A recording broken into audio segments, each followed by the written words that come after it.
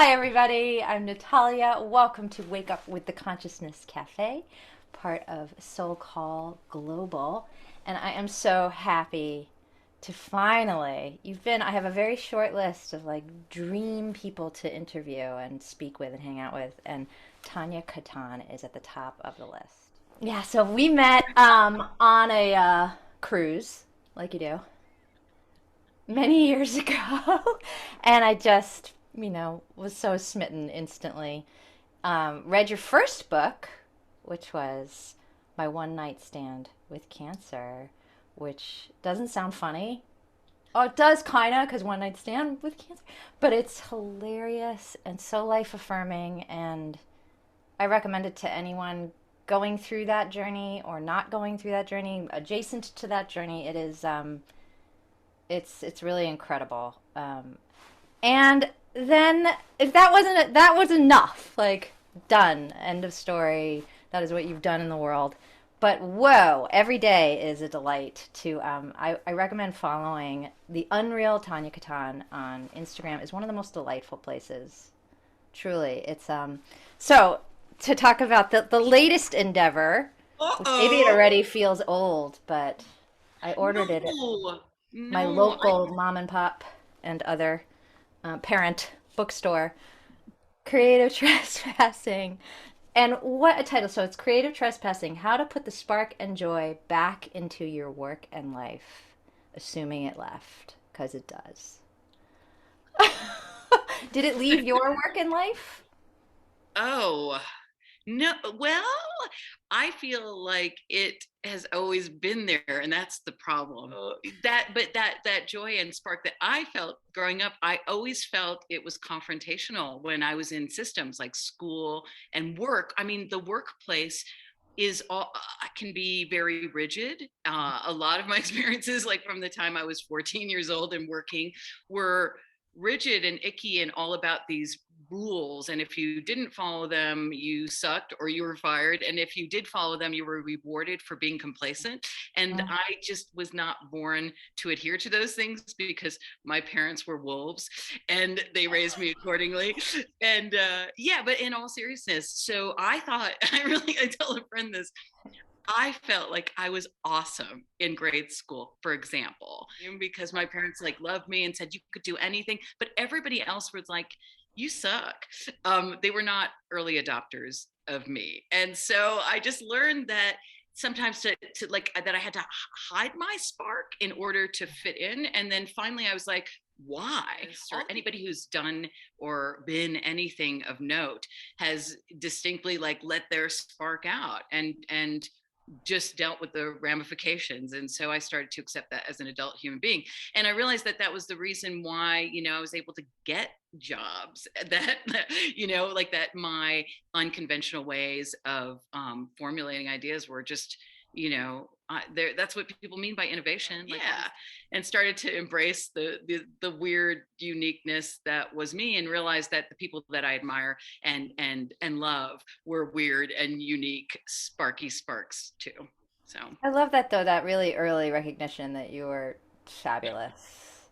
And then it's a lifetime practice to embody that. And, I'm sure there's days that it's still easier than other days, but yeah. fabulous you are. And this book is so, okay, so we were supposed to talk, I don't know, a while ago, and then something happened in the world. And so it's given me more of a chance to like, it is so Wow, dog dog-eared eared. and Yeah. underlined. Um, so I want to just say that there's such a cool nod to your theater upbringing. I think you call yourself a drama fag. Maybe that's the other book, but I love that term, and I was as well growing up. And it was a place where I think some of that spark was, upheld and cultivated probably. Last time I saw you was probably when you were at the museum, Wow. Wow. Yeah. Right. When we brought you which was into. an out of the box, in the box job for you at the time, right? Yeah. Yeah, it was fun. Yeah, that was. I mean, yeah, I was hired to at a contemporary art museum because I have no background in contemporary art or curatorial like anything. But it was one of those moments where they were smart enough to know that they needed something different. They needed like an outsider on the inside of Yeah. an institution to invite other outsiders in, or all of us weirdos who don't feel comfortable or confident walking into a museum and knowing what to do or knowing the rules. Or, like I remember like, as a kid growing up in poverty, and there would be like free museum day at school, and they take us to the museum. And like as a poor kid, I was like, I don't know, this is so fancy and clean. And then, I would like touch something and like, don't touch it. And then I wouldn't touch something. And they're like, it's contemporary art, you need to touch it. And I'm like, I don't know the rules. And yeah, so that was a really cool job. And what it allowed me to do is, how we started with like, you're on my list of people to talk to. So you've enlivened this space online, and you get to choose all of these people to engage with that you're like, I'd love to have a conversation with. So my job at the museum was about like all of these people that I were part of storytelling evenings with, or like I loved your music. I was just like, let's like bring them in. So to me, that's the best part about being an adult human and having resources, is now being in a position of privilege is like, how do I bring in people that like convene people that are really exciting and talented and the world needs to know about. So I feel like that was the fun part of that job. And it's just the fun part about growing up, I guess. Um, yeah, so you got a job similarly at a software company. Hired Tania Katan to do what? Yeah, exactly.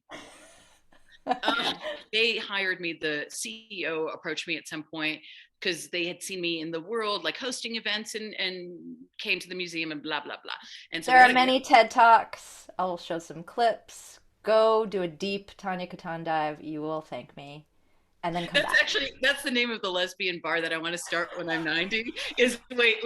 It's called the deep dive, and it'll be in a like a drained out pool, like a huge. I love that. Yeah, so when I started the tech company, it was in 2015. They brought me in to be an evangelist, which I didn't know what the that meant. Like with the eyelashes? Yeah, exactly, religious zealot. Mhm. So we wouldn't want to be that. I signed up, and then really they wanted me to speak, and I was speaking already, so that made sense. But to try to understand their software and then like sell it, but not really sell it, just like couch it in a story. Anyway, and so I'm on the job a couple of months, and then we were going to sponsor a big women in technology event. And my boss came to my colleague and I, and she's like, let's come up with a big idea about women in technology. And maybe we can have pink cotton candy there. And maybe we could do necklaces and da da da. And like literally, and I was like, okay, let me think about gender in a deeper way. I'll get back to you. And so, but it wasn't, it was an issue. It is an issue about women and non-binary folks in the tech space, and Of course, not right. being seen, heard, or celebrated. And so, long story short, I was like, I needed to prove myself. I was month 2. I didn't know shit about the technology. I didn't understand it. I was like, why did I take this weirdo job? But I did know how to tell a story, and I did know how to solve a problem. So I started thinking about women in the tech space and not being seen and heard and celebrated. And then I thought of an image, because I'm super visual, and the image was of the bathroom lady.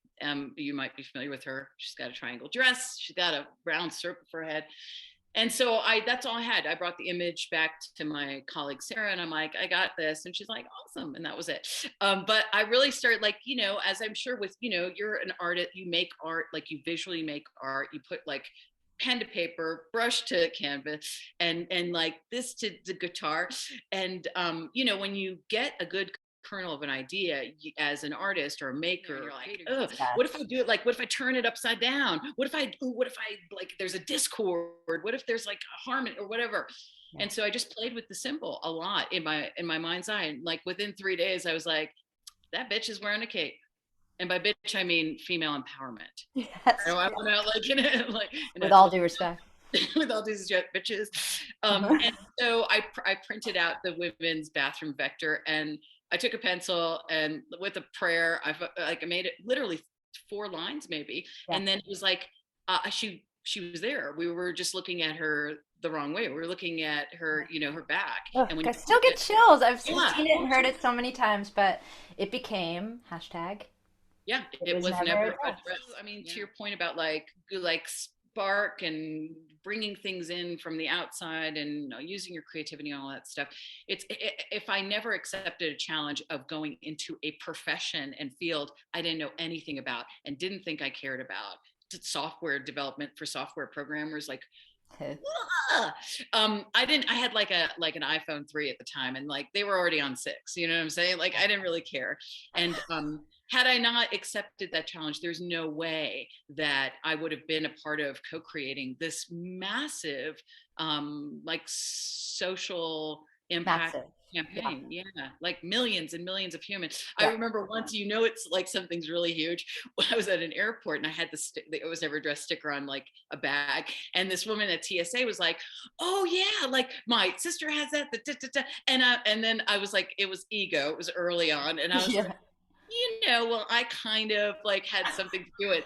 She couldn't even hear it. She was just like, okay, whatever. This is so much bigger than you. And it was in the moment that I realized, like, when you do something that people feel is their own, when they claim it as their own, that's something that's largesse. That's like the big stuff, you know. You take us through, and maybe we only have time for one, but there's actually rules. There's rules for creative trespassing, which you should break. And that's the number one rule. But okay, I love rule number 19. If all else fails, keep rehearsing. Oh, yeah. And she writes, all instant successes were years in the making. Take a risk, gather feedback, practice, launch, repeat. Success is the act of trying in face of failure. Yeah.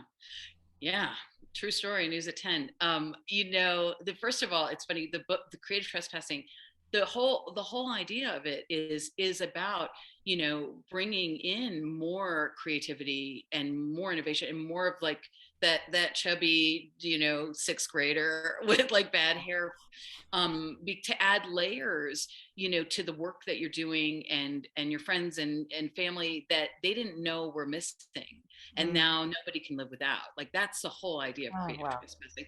and Love and that. so that rule is really, it comes from I was performing my One Night Stand with Cancer, the first book. I adapted it into a one-woman show, and then I got a producer and blah blah blah, and then did it at the Edinburgh Fringe Festival. and, and anybody, yeah, the Hebrew pronunciation.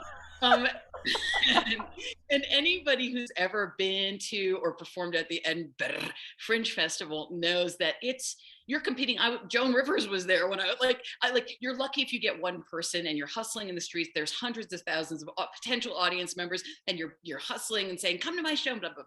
So the first night, and I'd rehearsed for like 2 months, a director, a dramaturg, like the whole thing. I come across the seas, and the first night I perform, there are 3 people in the audience, and it's a show about breast cancer. And then like I take off my shirt at some point, and 3 people there, 3 men.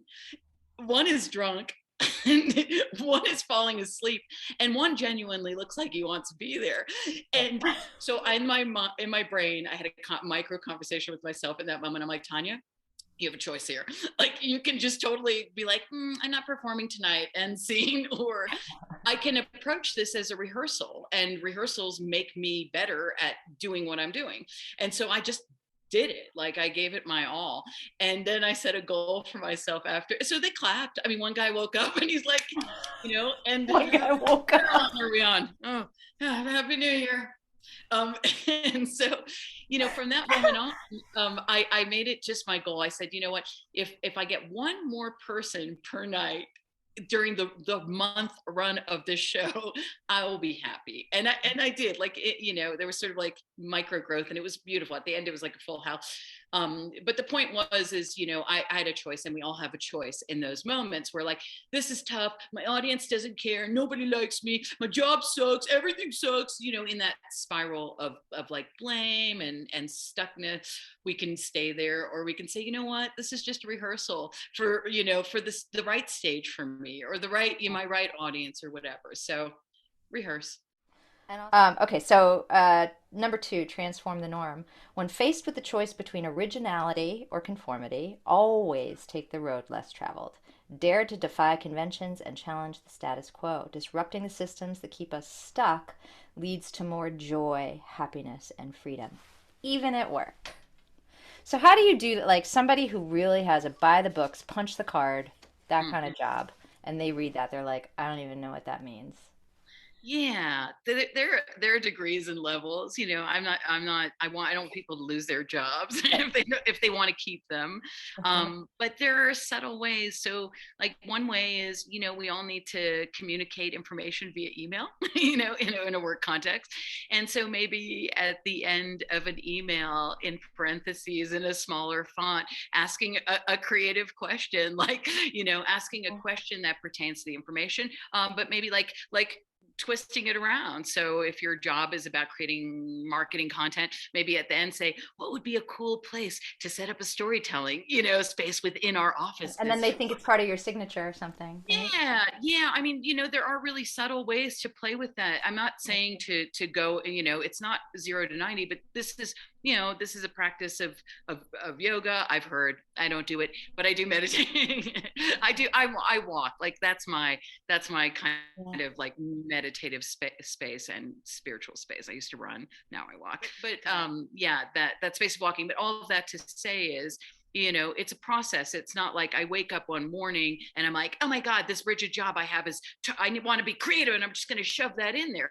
It's Right. like, I'm going to take one step and send a little fun email, or I'm going to speak up at a meeting that feels like it's not enlivening anyone, and say one thing, like I'm going to raise my hand, or I'm going to literally speak up the hierarchy and talk to my boss or somebody and say, hey, wouldn't it be cool if we could do like, dance Fridays or free writing Saturdays or whatever, and incorporate this creativity that's actually like on our website. It says we're a creative company. It says we're innovative. So could we do an exercise every week for 10 minutes that is actually creative or innovative? So just these sort of like gentle ways to create a process, of creativity that's embedded in the foundation of the work that we do, or the way in which we live our Thank you lives. That's all. so much for all the inspiration today. You're just Oh, amazing, adorable. thanks for co-creating this space that you've invited me into. I appreciate it. Yeah, it's a pleasure. Okay. And